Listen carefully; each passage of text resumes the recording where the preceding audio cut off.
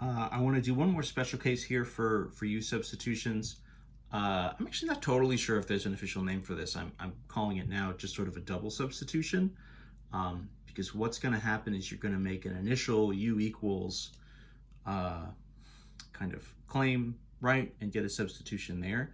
But you're going to actually have to then sort of use that setup, whatever you pick as u, do a little bit of a rearranging, and actually sort of substitute again with sort of a variation of that. But why spoil it? Let's actually sort of write everything out so we can see what we mean. And let's just put an example up so we kind of know what to expect. So this is, maybe I've got something like integral x over x plus 4 dx. So what are we going to do here? This by itself is not really any of our setups, right? Any of our initial integral setups. It doesn't quite follow that. We have, it's almost, it's not even really totally the same as this arctan. I mean, obviously it's not, or else we would just do that, right? It's none of the inverse ones. It's definitely none of our other ones. If we go to sort of our suggestions, right, pick a good u. Nothing in parentheses, nothing under a root, no powers, nothing under a trig function. We do have a fraction here, so we could use the denominator equals u. So let's just try that as a step one. When in doubt, one of the best sort of things here, a lot of times students will say, I don't really know how to get started. And my best advice is, like, I don't know, literally try anything. It could be wrong, but if it's just homework and you're just practicing it, the only way to sort of figure things out is to just sort of make a bunch of mistakes. Try anything. Any step is better than no steps, right? Even on a test, right? Do something, whatever you can. Just sort of attempt any math that you possibly can. That makes it sound maybe a little bit more desperate than I mean. But doing something is, in this case, is better than doing nothing. So our denominator here is x plus 4. And let's just kind of run this out. Let's see what we get. So the derivative, right, du dx, this is just going to be 1, right? 1 plus 0. So that gives us kind of the interesting situation. If I cross multiply here, my dx would just be sort of equal to du. Okay. So that's what I've got. Let me try subbing this in, and let's sort of see what we get. So this is, right, kind of x on top over, right, u. So u on the bottom, and then dx is du. Now, the issue here is I did this, and I'm ending up with something that looks fairly simple, but it's not helpful. I have a u on the bottom. I could deal with that. 1 over u. I could do natural log, right, and get an antiderivative. The u and the du here match. But this didn't get me anything else to get rid of the x up here, right? Normally what we would have is something where you'd have du divide by x, and they would cancel away, and that would be that. This is not happening. This is not happening here. So what I'm going to have us do is go back to the original substitution, right? So let u equal x plus 4. That's a pretty straightforward function, right? I mean, this is a pretty straightforward, just like algebra setup. There's just not a lot of stuff here.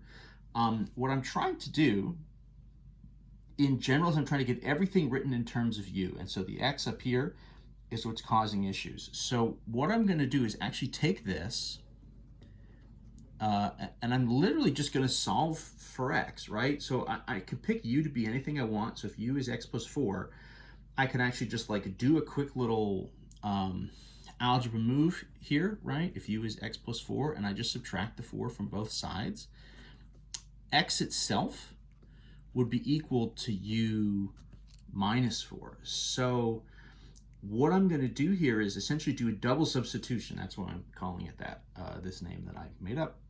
I have no idea if it's typically what people would say. So u is the denominator, right? We kind of picked that initially.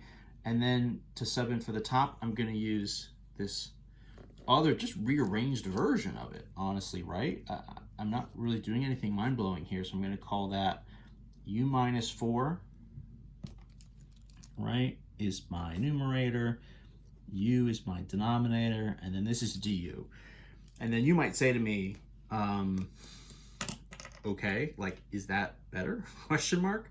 It sort of seems like I just did a little bit of a flip-flop of my original fraction. I have u's now instead of x's. Is any of this like better than it was before? And I'm going to say yes. The reason this is better, right? The kind of subtle shift that we did, we changed variables obviously, but what we also did that's going to make a big difference and sort of make this possible is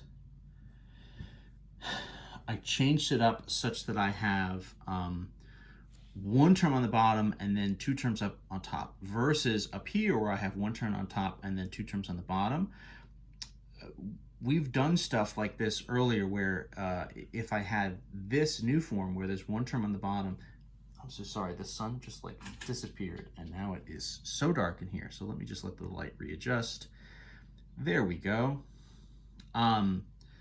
So if I have one term on the bottom, what I'm allowed to do, what I'm able to do is sort of an algebra move now, is break this up into two separate fractions. Everything is still in terms of u, so this sort of breaks up and it becomes, right, u divided by u minus 4 divided by u. I'm just going to split this sort of bigger fraction up into two simpler ones. And this is key, right? Because now this is, so the integral, right, u over u, it literally just would reduce to 1, right? Minus 4 over u, I could even call this, 4 times u to the negative 1. So what I've done here is I've cleaned this up, kind of broken it apart, and I've set myself up with something I can actually do an antiderivative of. My variable here is still u, so I'm kind of rewriting it in terms of u, and then doing some algebra simplification. So it's kind of a two-step thing, and it relies on this double substitution, subbing in both for the initial thing and then also for this kind of modified expression up top. It doesn't just have to be fractions. You can see versions of this where it's multiplication kind of stuff, fraction stuff with roots.